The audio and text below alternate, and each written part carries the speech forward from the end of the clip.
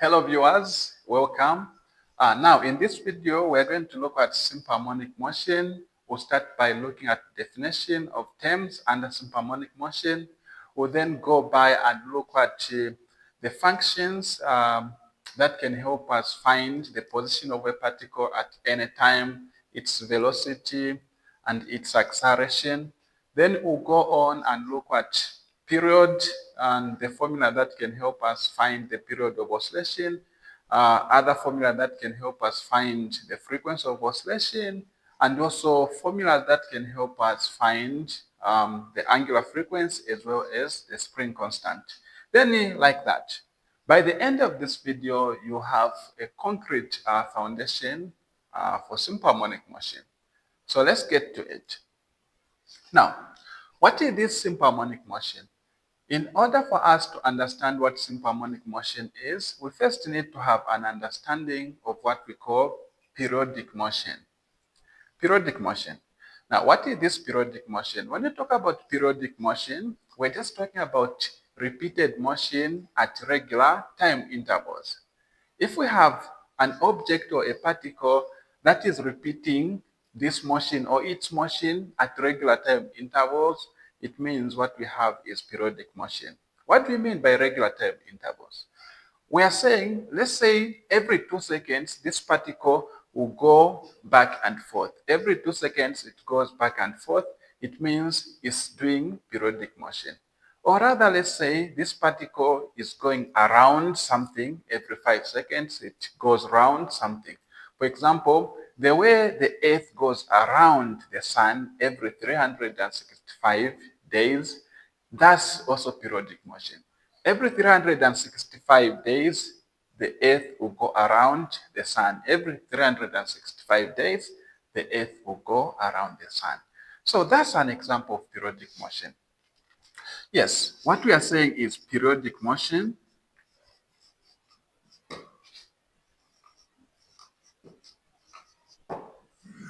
this is basically repeated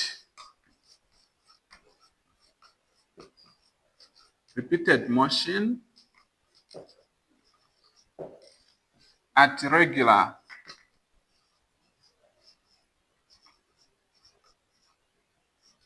time interval.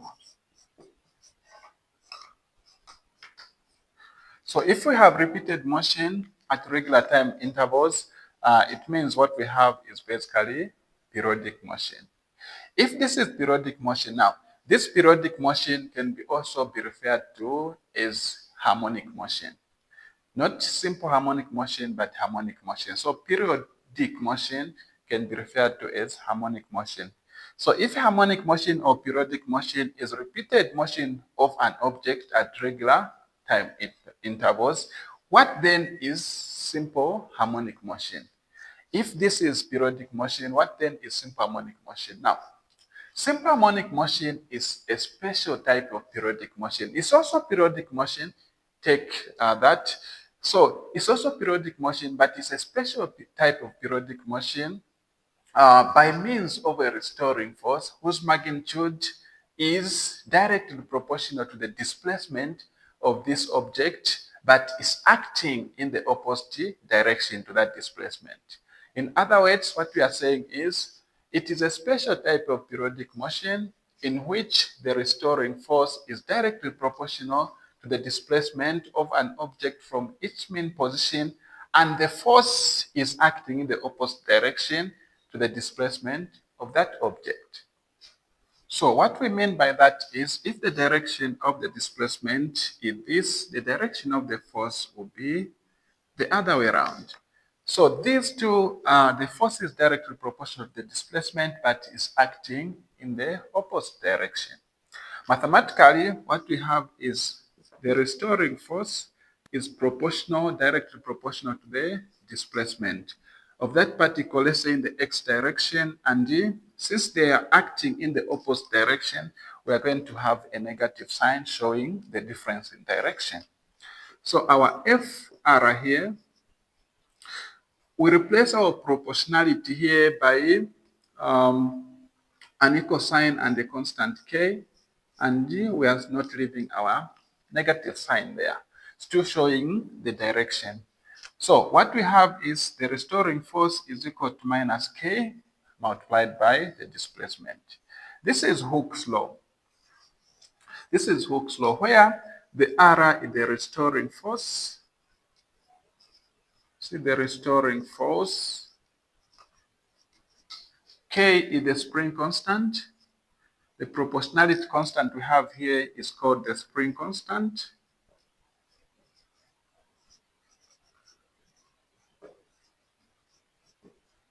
And X is displacement.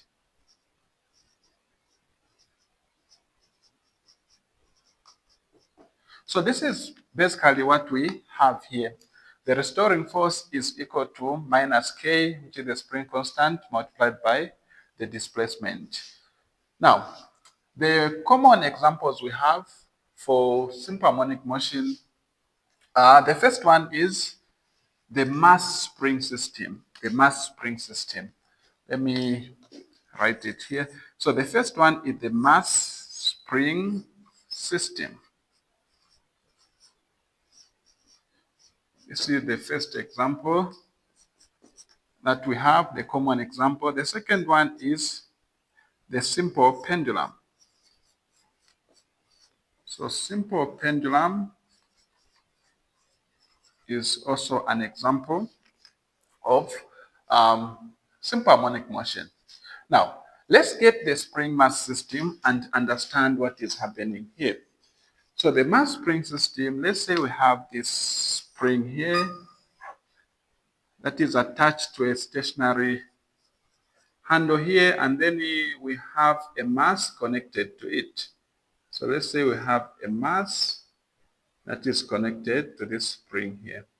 Now, before this spring is stretched or compressed, before you push it on the other side or maybe pull it this side, it has got its natural length. This length here is not stretched, neither is it compressed. So we call this natural length that we have here to be the equilibrium position or the mean position. Here x is equal to 0, and this position is called the mean position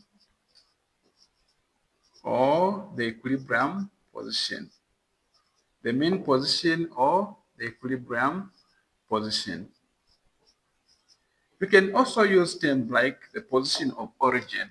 So this is the position of origin, it's the mean position, and it's the equilibrium position. Before the spring is stretched or compressed, it is relaxed there on its minimum position, mean position and the equilibrium position. Now, if we are to push this mass here on the other side, you find that this spring is going to stretch. As it stretches, you feel, if you are using your hand to push it on the other side, you feel that there is a force that is pushing it back to its original position, or that is pushing it back in the opposite direction to you. So if you are pushing it in this direction, you feel that there's a force that is trying to push it back in this direction. That force that is trying to push it back in this direction is what we call the restoring force. And since this is in this direction, the displacement, as we push it on this side, is changing position from here to the other side, is being displaced, and the force is trying to push it back to its original position. So we have the restoring force being opposite in direction to the displacement of that object. Now, let's look at terms that we are going to find under simple harmonic motion and that which we need to understand what they really mean. So the first term I want us to talk about is the restoring force. The restoring force. What is this restoring force? Now, when you talk about the restoring force, we are basically talking about a force that is acting to return an object to its position of origin. So we'll say it is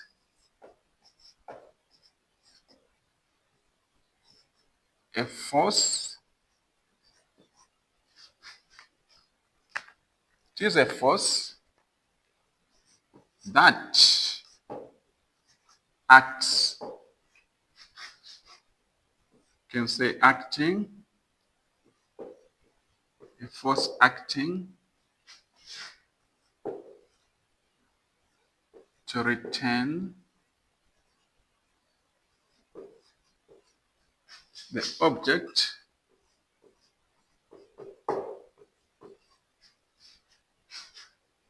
to its position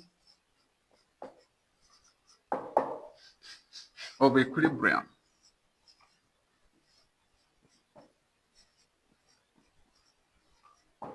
Which you can also say the mean position or the position of origin, which is where x is equal to 0. So it is a force that acts to return the object to its position of origin. It's a force, so it's obviously measured in newtons. So the unit of measurement are newtons. Then apart from that, we need to define what displacement is.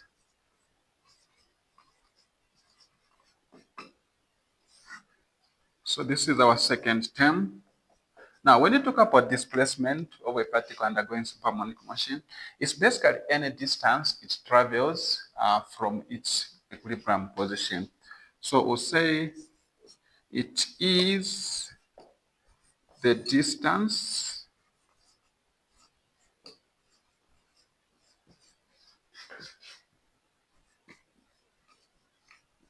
traveled, from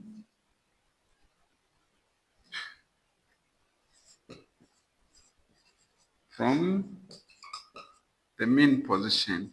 It can be in the positive x direction, negative x direction, positive y direction, negative y direction, as long as it has moved away from its mean position.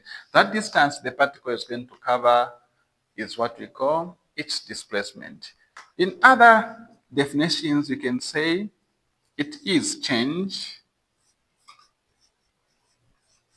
It is change in position.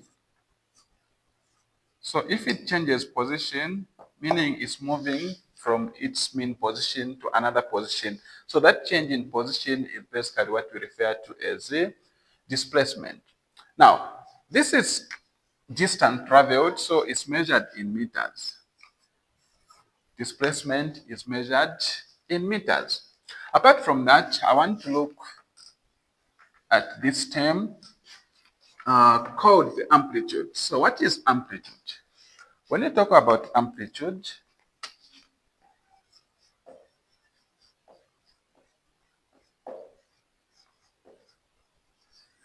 what we are referring to is we're talking about the maximum displacement an object or particle has covered.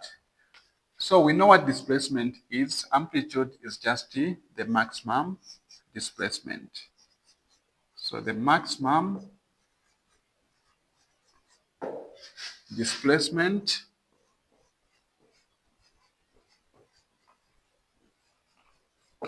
is what we call amplitude.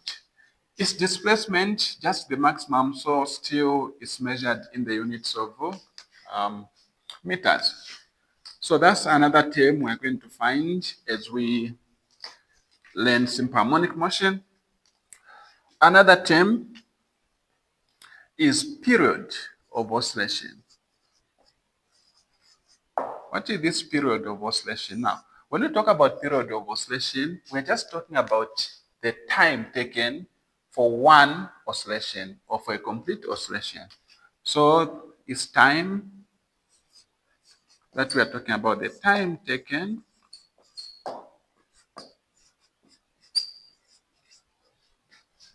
for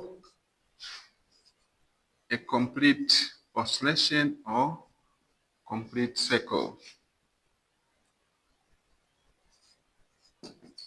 For a complete oscillation or you can use the term cycle. So time taken for a complete oscillation is what we call period. Since it's time, the SI units are seconds. It's measured in seconds. So period is measured in seconds.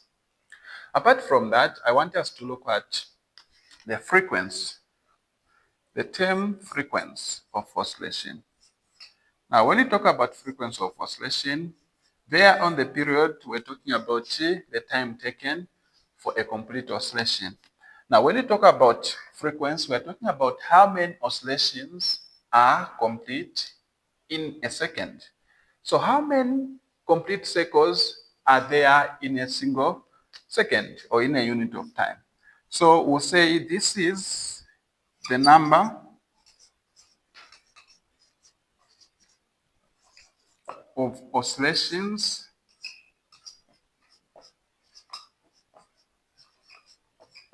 per second.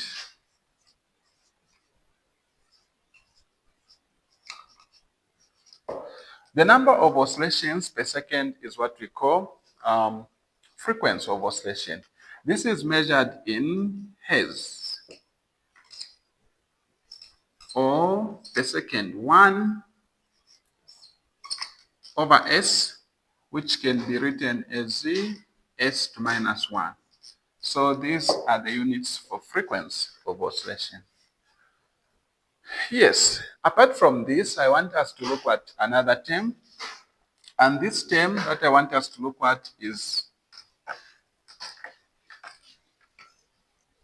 angular frequency.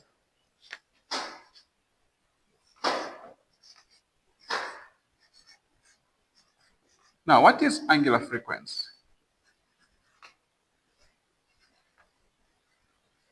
If frequency is the number of oscillations per second, what is angular frequency? Angular frequency is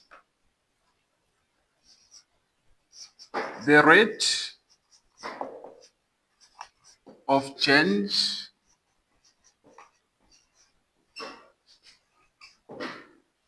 or the rate of change of the phase or the rate of phase change. Let's write it in that way. The rate of phase change. The rate of phase change is what we call angular frequency. Phase change. Yes. So the phase we're talking about, this is the angle from the initial point or the point of origin as it moves. How is the angle changing? If it started at a certain angle, how is the change in this angle? So the rate at which this change is what we call angular frequency. It's measured in the units of radians per second. The angles here under simple harmonic motion are basically in radians. We use angles in radians. So we're talking about the rate of angle change. The angle per unit time, which is second. So radians per second are the units for angular frequency.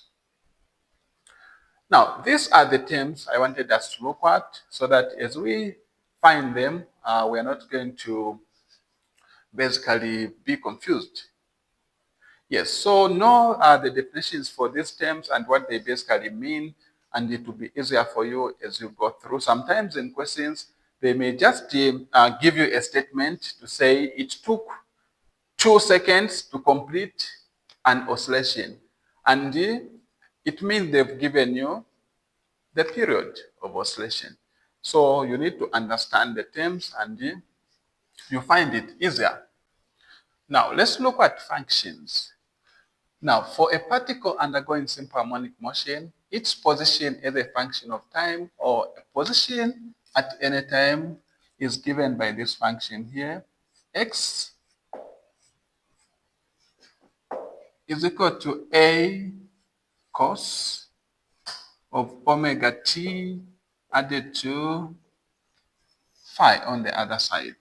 Where in this case we have our X, we'll say where our X is position,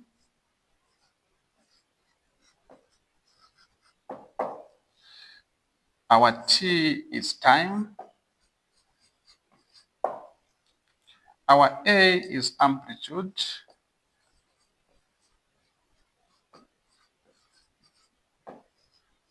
Our omega is angular frequency.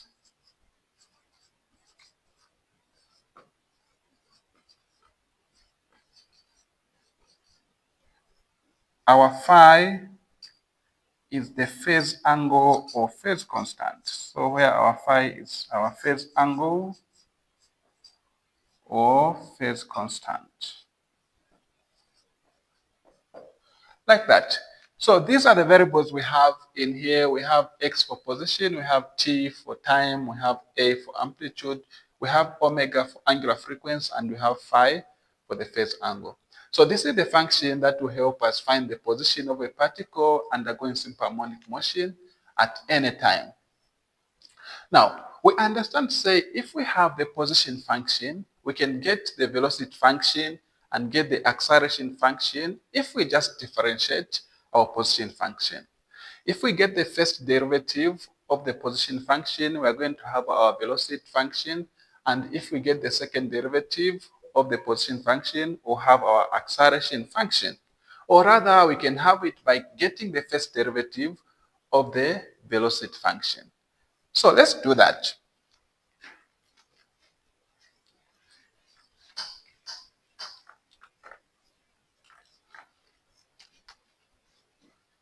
We are saying to get velocity at any point of time, we need to get the first derivative of that function. So we are differentiating the position function with respect to time, which is equal to d dt of that function that we have there. Say we have a cos of omega t added to pi on the other side. So we're getting the first derivative of the position function. Now, this can be written like this, or say this is equal to, now according to the chain rule, we're differentiating using the chain rule. According to the chain rule, if we have something that looks like this, for example, if we have c, if c is a constant and f of x is a differentiable function, if c is a constant and f of x is a differentiable function, then the derivative of c f of x is equal to c multiplied by the derivative of f of x. Now, what we mean by that is, if c is a constant and f of x is the function that we can differentiate, or the differentiable function, it means d dx of c fx is equal to c multiplied by d dx over this. So this is what we mean.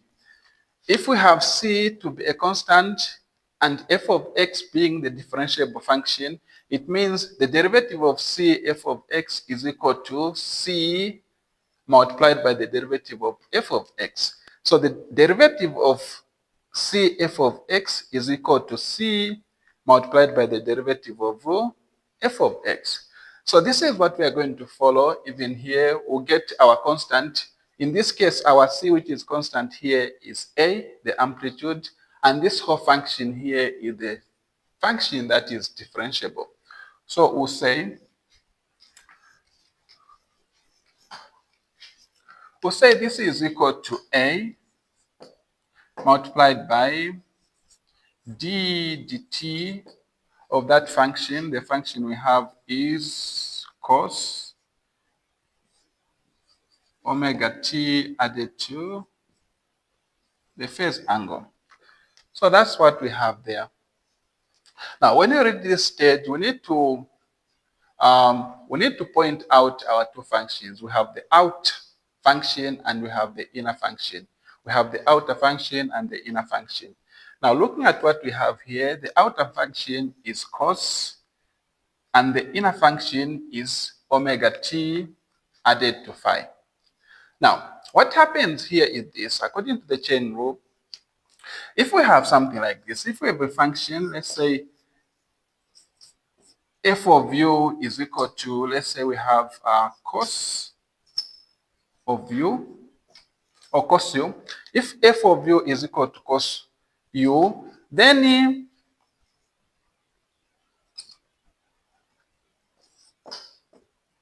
the derivative of u will be equal to minus sine. When we differentiate cos, we get minus sine u. What this implies is when we differentiate cos u, we'll get minus sine u. The argument of the cosine function here is still coming down with the derivative. So when you get the derivative of this, we'll differentiate the cos, but the argument will still come down the way it is and joining the sine. So when you differentiate cos u, we're going to get minus sine u. The u still comes in. So in this case, our u that we have here is omega t added to phi. So we have two functions, the outside function and the inner function. The inner function is omega t added to phi, and then the out function is cos. But we are differentiating it with respect to, using the chain rule. So remember, we have this u, and this u in this case is omega t added to phi. So what do we get when we do that? When we differentiate the outer function, in this case, we are saying the outer function is cos. The outer function is cos of omega t added to phi. And when you differentiate this, what we are going to get is differentiating cos, we'll get minus sine, and this comes in the way it is, like that. The argument of the sine function or the trigonometry function, the argument of the cos function here will still come down as it changes to sine function. So we'll have minus sine when you differentiate cos, and the argument of the trig function here will still come down the way it is. So this is what we basically get when we differentiate the outer function or the outside function. Then we have the inner function. The inner function we have is this, omega t added to phi. Now, when you differentiate omega t added to phi, this is a constant. When you differentiate a constant, you get a 0. This is holding t. So when you differentiate this part here, we're going to say we have omega t. This is to the power 1. 1 will multiply by omega. This will give us omega. 1 minus 1 will give us 0. So we'll have omega t to the power of 0. Any number or any variable to the power of 0 will give you 1. So omega by 1 will just give us omega. So this is what we are getting. When we differentiate the outside part or the outer function, we are getting minus sine omega t added to phi. When we differentiate the inner function, we are getting omega. So that's what we have. Now, let's bring it together. I'm getting rid of this. So we'll say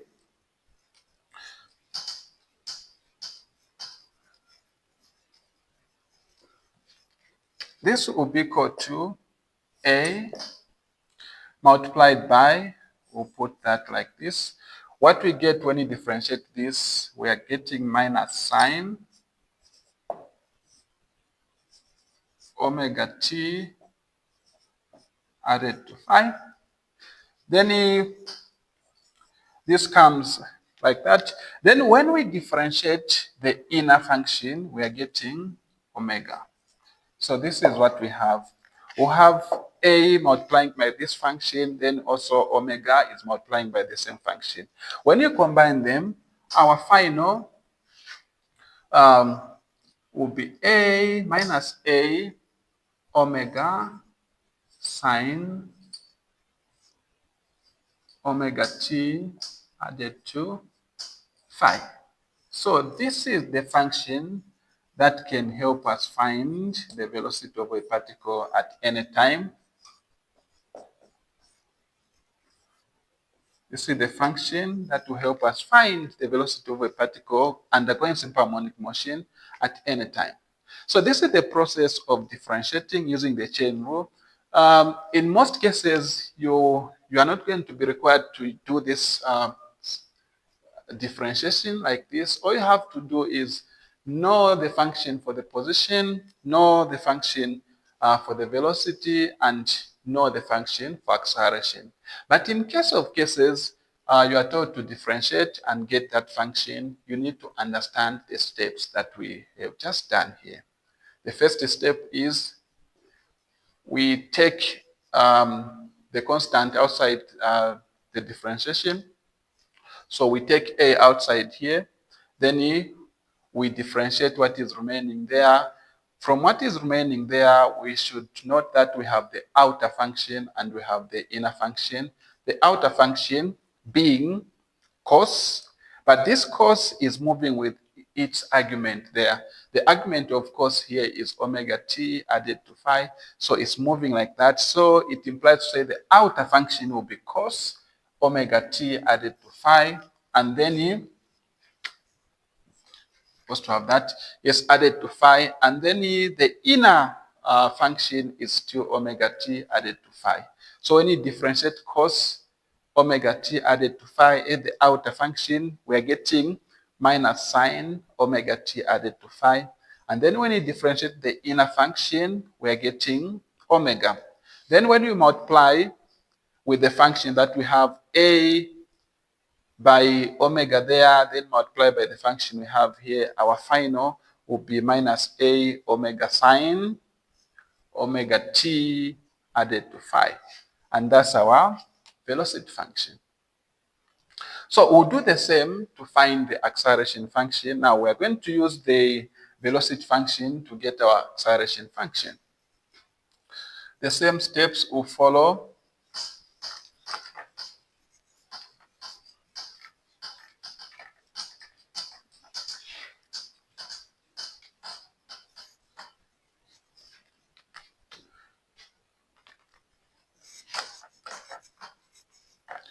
Now we said our v t is equal to minus a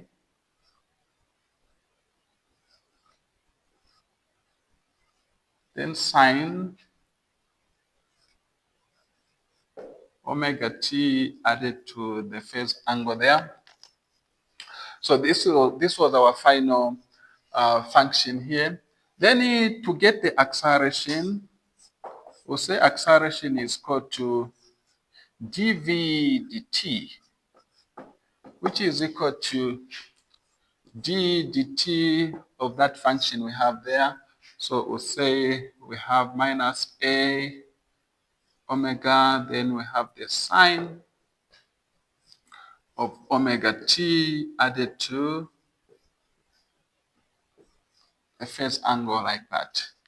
As usual, in this case, we're going to say this is equal to, we'll still say we'll get our a outside. Now, in this case, we're not just getting our a outside, we're getting our minus a omega outside, and then we will have our d dt of whatever is remaining there. What we have is sine of omega t added to the phase angle. As usual, our outside function or our outer function will be sine omega t added to phi, and our inner function will be omega t added to phi. So when we differentiate sine of omega t added to phi, what we are going to get is cos. So this still comes in, we'll just say we have minus a omega. When we differentiate that, we'll say this is multiplying by, on the other side here, we have cos. Our cos comes in. When we differentiate sine, we have our cos, and then we will have omega t added to phi, like that. Then when we differentiate the inner, we are still going to get our omega back. So we have our omega there. When we multiply, what we are going to have here is we'll have minus a omega squared cos of omega t added to the phase angle, like that. So this is the function we're looking for, which is the acceleration function. Minus a omega squared cos omega t added to phi will be the function for acceleration at any point of time. So acceleration at any time is given by that function for a particle undergoing simple harmonic motion. These are the three functions you need to know: the velocity function, acceleration function, and the position function. These are the functions we are going to be using to find the position of a particle at any time, the acceleration of a particle at any time, and the velocity of a particle at any time. Now, what we should understand about the functions, starting from the position function, the velocity function, and the acceleration function, is that whatever is multiplying by t is the angular frequency. So whatever is multiplying by t in all those functions is the angular frequency. So if you see a function, you have 20t, it means this 20 here represents the angular frequency in that function. Now, on the other side, starting with the position function, x of t is equal to a cos of omega t added to the phase angle. Now, in this function here, whatever is written before the trig function, is the amplitude. So any value you are going to see written before the cos function here in the position function, it means that's the amplitude we have.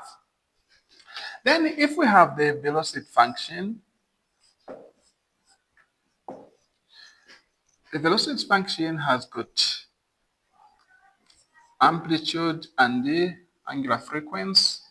Then we have the sign there, omega t added to the phase angle.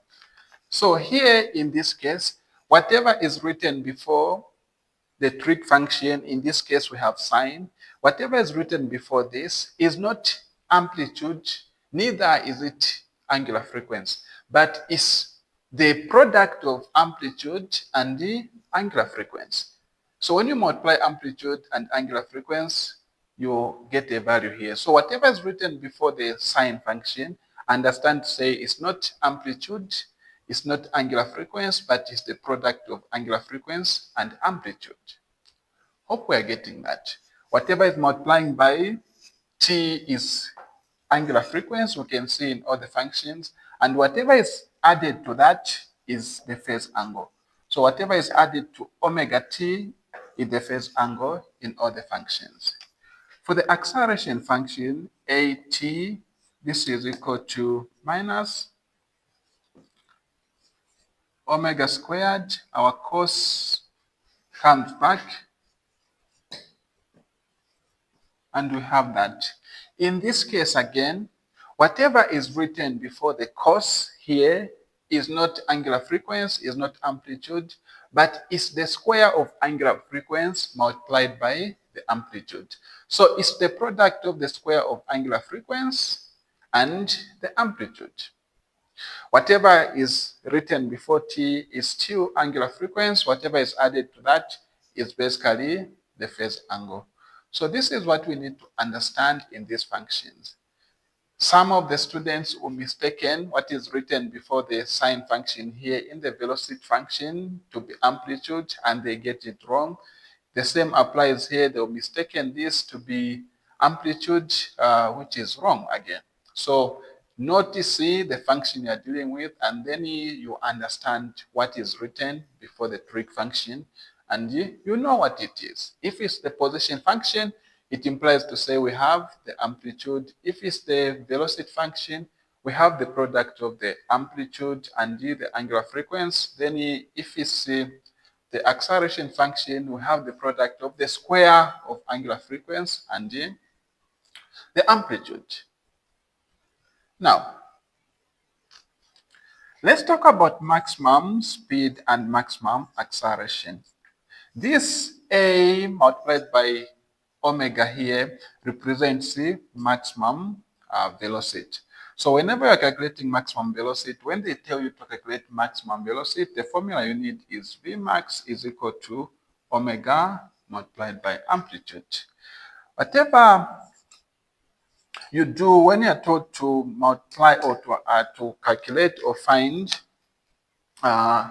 maximum acceleration, what you have is this part here, angular frequency squared multiplied by amplitude. So this is the formula for Vmax and this is the formula for Amax. Vmax is equal to omega by A and Amax is equal to the square of omega by A.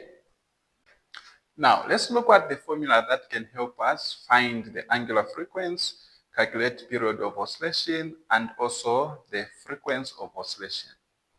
Now, from Hooke's law, we saw that the force, the restoring force, is equal to minus kx,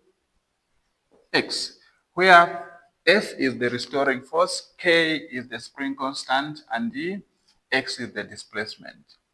Now, from Newton's second law of motion, we understand to say this force can be given by multiplying the mass and the acceleration, and this will be equal to minus kx.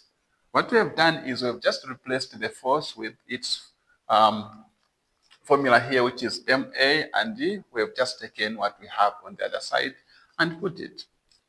If we divide by m here, by mass and by mass there, we are going to have our acceleration is equal to minus kx divided by mass.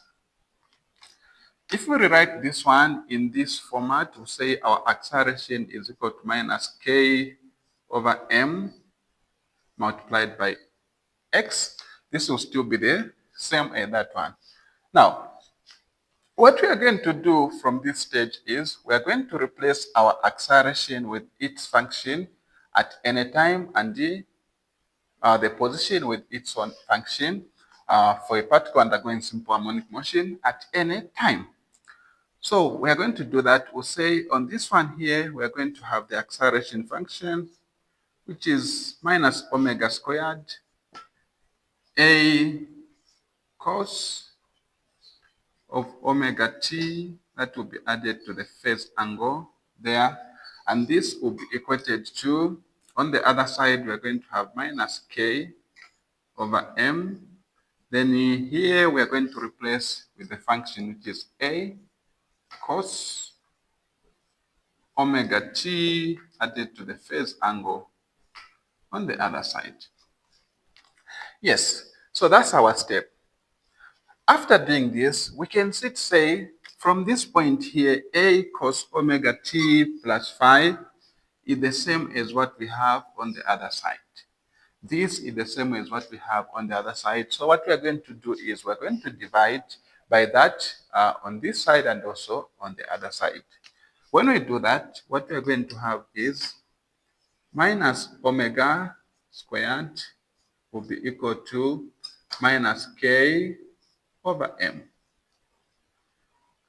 Then we'll just multiply by a negative. When we do that, what we are going to get on the other side is we'll have omega squared is equal to k over m. Since we are not looking for omega squared, we are looking for omega, we are going to square root both sides. We are going to square root this side and also do the same on the other side. When we do that, we'll say we are taking the square root of omega squared, and we are also taking the square root of k over m. When you do that, this and that will go. What you have is our omega will be equal to the square root of k over m. So this is the first formula that will help us find the angular frequency. If we have the value of k and we have the value of our mass, it means we can basically calculate the value of the angular frequency. So that's the first formula that we'll be using to find our angular frequency. Let's proceed. From there, this angular frequency, so this is first, let's label it to be the first formula. Now, apart from that, our angular frequency can be calculated by the formula omega is equal to 2 pi multiplied by the frequency. This is considering a particle moving in circular motion. If it covers a distance of 360 degrees, we are talking about going around a full circle. So a full circle is 360 degrees. That's the information we know, we all know. So now we are taking that angle in radians, and 360 degrees in radians is 2 pi. Now, since we are talking about the angular frequency being the rate of phase change, we are saying this angle that has been covered per unit time, and that unit time is represented by frequency in here. So we are going to say this is our second formula for angular frequency. Omega is equal to 2 pi multiplied by frequency. Apart from that, if we say our angular frequency, we get that formula 2 pi, and then we replace where we have frequency here with its formula using the period of oscillation. We'll say this is multiplied by 1 over period. Frequency is given by the simplest formula for frequency is 1 over period. So if we replace that one here, where there's frequency, we're going to have angular frequency is equal to 2 pi multiplied by 1 over period. So this will end up being 2 pi divided by period. So this is the third formula that will help us find angular frequency. So we have three. We have the first one, angular frequency is equal to the square root of k over m. We have angular frequency is equal to 2 pi by frequency. Then we have our angular frequency is equal to 2 pi divided by t, which is period. So this is about angular frequency and the three formulas. I'll also give you three formulas for period. I'll also give you three formulas for frequency of oscillation. So let's do that. Let's start with period. Now for period, the first and simplest formula we can find period with is this formula here, which is period is equal to 1 over frequency, or period is just the inverse of frequency. So this formula is very helpful. If you have frequency of oscillation, you can find the period of oscillation by just getting its inverse. The second one will come from here. Omega is equal to 2 pi over period. If we make period the subject of the formula, what we are going to have is our period will be equal to 2 pi divided by omega. So this is our second formula that we'll be using to find the period of oscillation. This is our second formula that will help us find the period of oscillation. The third formula will come from this. If we have 2 pi divided by angular frequency, and we replace our angular frequency with its first formula here, where we are saying this is the square root of k over m. We do that. When we do mathematics here, what we have is we have t is equal to 2 pi divided, in the real sense, divided by k over m. T will be equal to 2 pi multiplied by, we change this to multiplication and we switch those to there. So we're going to have them as m over k instead of k over m. And the period here will be equal to 2 pi multiplied by that, which is the square root of m over k. So this is the third formula that will help us find the period. So we have the 3 for angular frequency, we have the 3 for period of oscillation, and we are going to find the 3 for frequency of oscillation. So let's do that.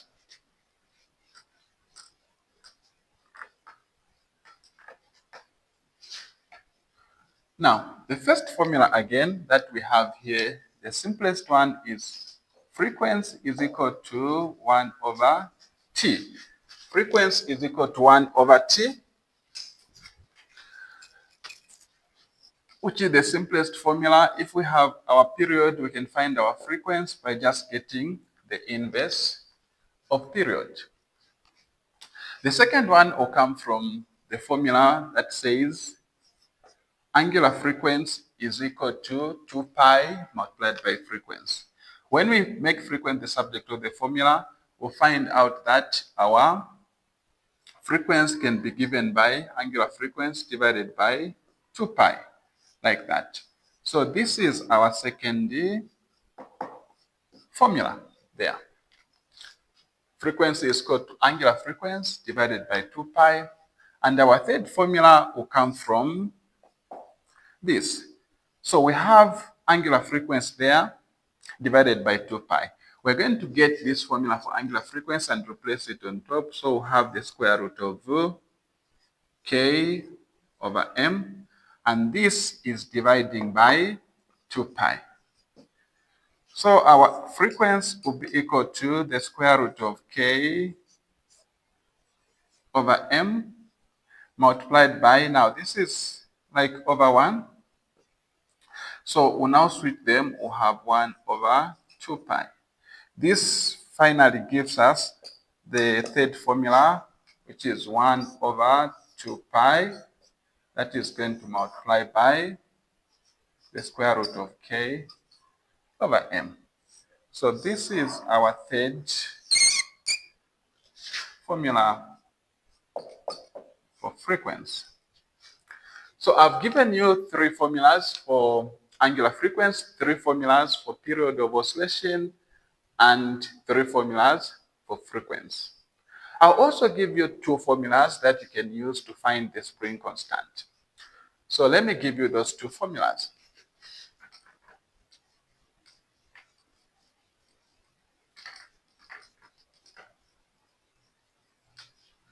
Now, from this formula that says Hooke's law, F is equal to minus k x.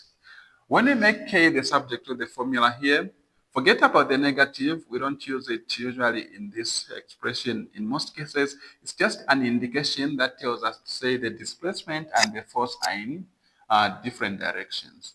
So if we make k the subject of the formula, we'll find that our k is equal to force divided by the displacement. If you have your force and your displacement, you can basically find your k. Now, this force we have here is given by mg. Considering that we have a spring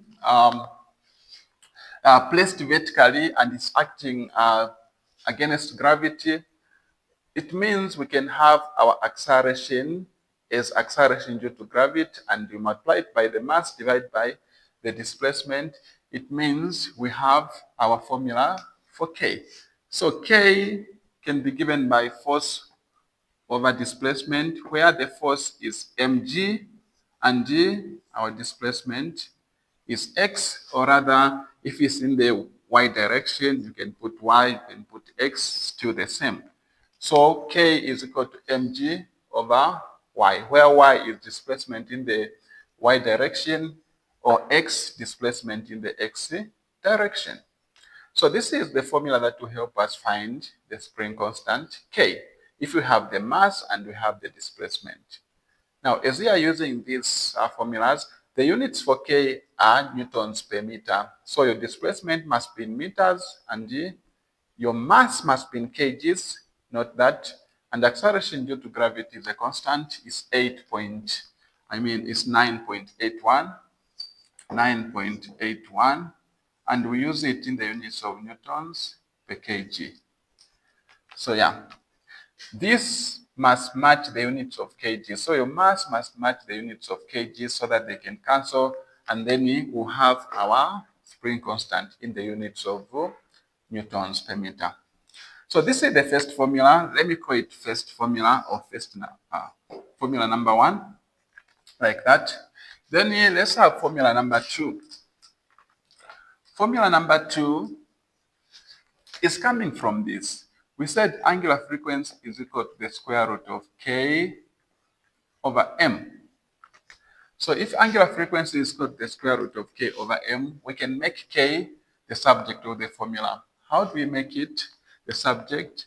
We are going to square this side and square that side in order to get rid of the square root, since our variable of interest is there. So what we are going to have when we do that is we'll have omega squared is equal to K divided by M. When we cross multiply, our K will be equal to omega squared multiplied by M. So this is another formula, or the second formula, that will basically help us find the spring constant. Yes. So you have it now. You have the 3 formulas for angular frequency, 3 for period, 3 for frequency, and you have 2 for the spring constant.